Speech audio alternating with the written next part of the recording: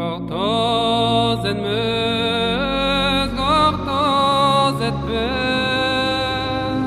chapter 6, the first global civilization, the rise and spread of Islam. Alright, desert and town, the pre-Islamic Arabian world. We'll be looking at the Bedouins that were controlling this area. We are focused on the Arabian Peninsula here, so kind of a little bit south of the Tigris-Euphrates area where more civilizations had begun in the Mesopotamia area. We're south of that. Remember that you have the Arabian Desert in the middle, and most of our herding with the Bedouins is going to occur on the coastlines, especially in the southern and western portion of the Arabian Peninsula.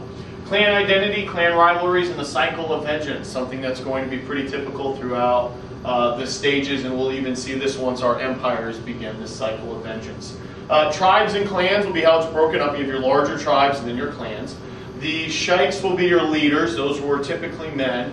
You had free warriors who enforced the rules of your clans and tribes. And you had rivalry, and this is going to be one of the biggest things and the biggest disputes that occur during this time period, is somebody would encroach on somebody else's land with herding. They would be herding their animals, they would bring them over to graze on the grass, and then a battle would break out and that person would be killed. Even though it was their fault for encroachment, their tribesmen, their clan, their brothers, they might want revenge on them, and so they go and seek that revenge. And then the whole cycle, just because somebody dies, is continued over and over again through this vengeance of wanting to revenge their siblings' death or their family's death. Towns and long-distance trade, you're going to have Mecca and Medina. Mecca will become the center of trade in this area for a couple of reasons. One, location, and two, Kaaba. Even though they're polytheistic, it's going to be the center of their religious area in Mecca. And then Medina will be a short second. One of the reasons they're having some problems is because they're also having clan rivalries and Jewish and Christian rivalries as well with some of the disputes. Not so much religion as it is territory with trading. Again, your Arabian Peninsula, you have Medina, and you have Mecca. Alright, marriage and family in pre-Islamic Arabia, women have an important role. Alright, this is going to be women having the most rights during this time period. There will be a bride price. It's the opposite of the dowry. The dowry in India and in China that we've studied, you're going to see them pay for, you're going to see them pay with that. They're going to bring that into the family. In this case, the man is going to pay the father. So there's a bride price. And so they'll either be like 10 camels or 20 goats or money in some cases. Women will not have veils. Their status will be much, much higher. They can even be warriors, and we'll even see that under the beginning stages of Islam with Muhammad, where his wife was a warrior, went down to the battlefield, even took down notes she would write, so she was a scribe as well later on. She even owned her own job. So women having much higher status during this time period.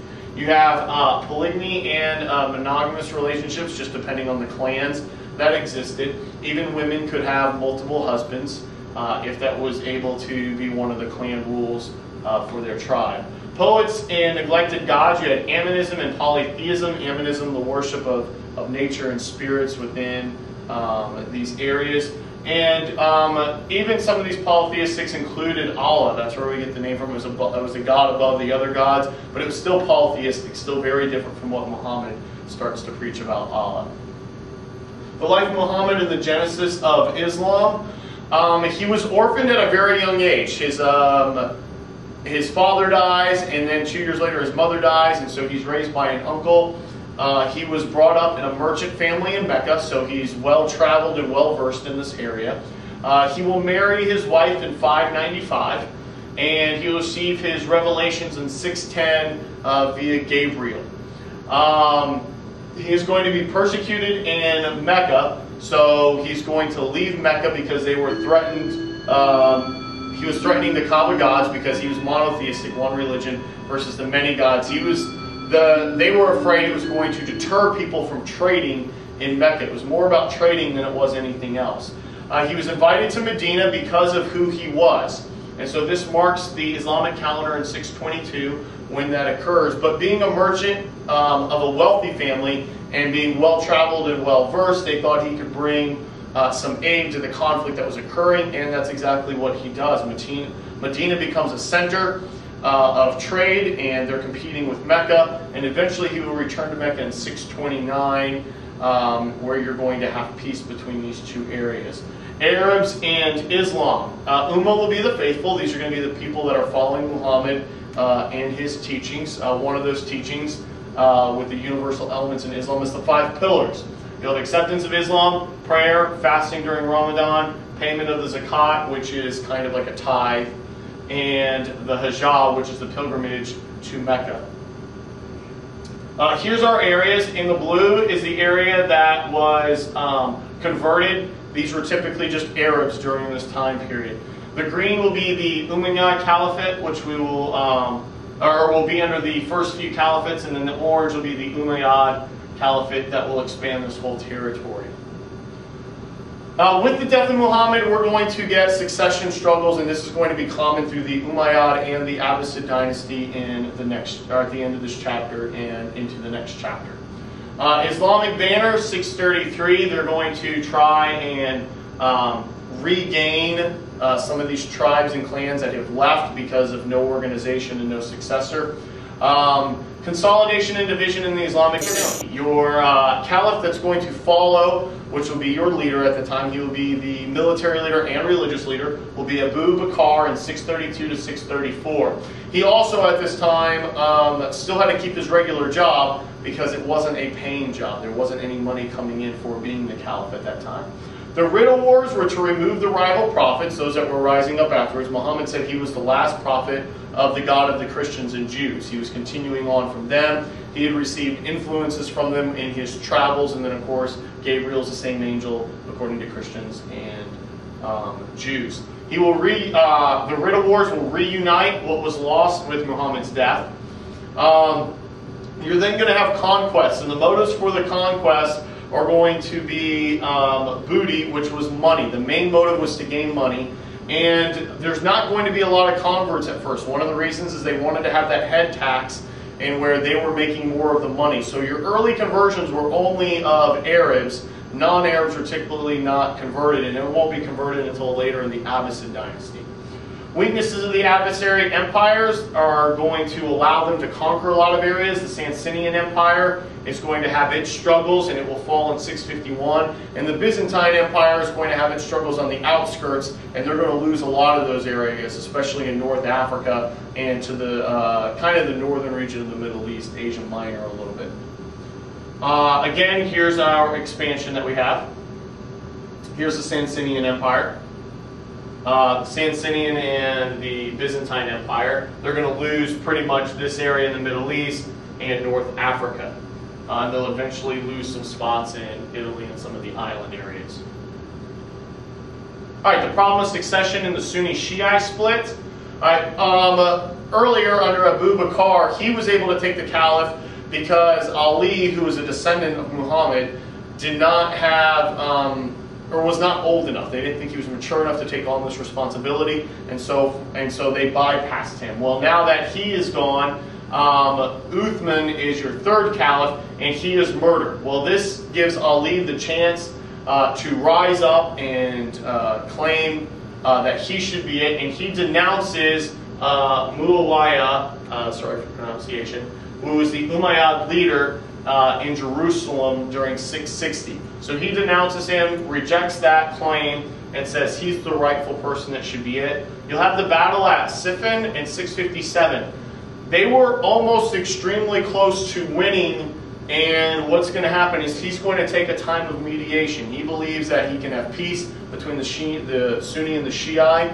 And what ends up happening is he loses his support. He's eventually assassinated in 661. And of course his sons don't fare so well either.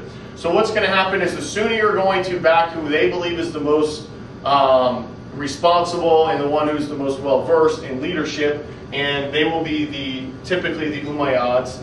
And then the Shiite will be of Ali's descendants. So from his uncle and from his family, they believe they should be the one. And this split continues all the way to this day. Here's your Islamic Caliphate. This becomes the largest area conquered since the Roman Empire, and it also is the fastest growing empire ever during this time period. No empire prior to this had gained that much land that quick. The Umayyad Imperium, they're going to push westward. As I mentioned earlier, they'll be taking parts of that North Africa, even all the way up into the Iberian Peninsula. They will eventually get stopped by Charles Martel, which was nicknamed the Hammer, in 732, but they will keep and retain the Iberian Peninsula, which is Portugal and Spain. Converts and people of the book, the Mawali are converts, but at the beginning they're still paying the head tax. So they're non-Arabs that convert, but they're going to keep the head tax on them. The Demi were the people of the book. These were Jews, Christians, later on Zoroastrianism from the Sasanian Empire, and then Hindus and eventually Buddhists as well when they start getting into India, which you'll read more about in chapter 7. The family and gender roles in the Umayyad age, Islamic ideals prevail at first. So these were teachings of Muhammad with marriage, women being allowed to divorce, women being allowed to ask the hand in marriage. Your bride price, which did change under Muhammad to the fact that instead of being paid to the father, it gets paid to the mother. But for the beginning, it does stay the same. It will slowly start to decline and even decline a whole lot more in the Abbasid dynasty. The Umayyad decline and fall, what ends up happening is they live a life of luxury. And what occurs is high taxes to pay for these building projects. And ultimately they end up suffering for that. You're having revolts. Also, people didn't believe that the caliphs were following what Muhammad was teaching. And so what ends up happening is peasant revolts, and especially in Merv will be one of your bigger revolts, and the Abbasid will end up taking over during that revolt and start controlling. At the beginning, they are going to live in a simple life, and their cows will live in simplicity. Later, you'll see in chapter 7 that that's going to change. 750, the Umayyads were defeated by the Abbasids at the battle on the River Zab. Here's your invasions of getting North Africa all the way up into the Iberian Peninsula. They do try to take France, what is current-day France, and of course fail by Charles Martel. These are maps. They're worth looking at. It gives you an idea of the areas conquered. Can always help you understanding in essays, even multiple choice questions.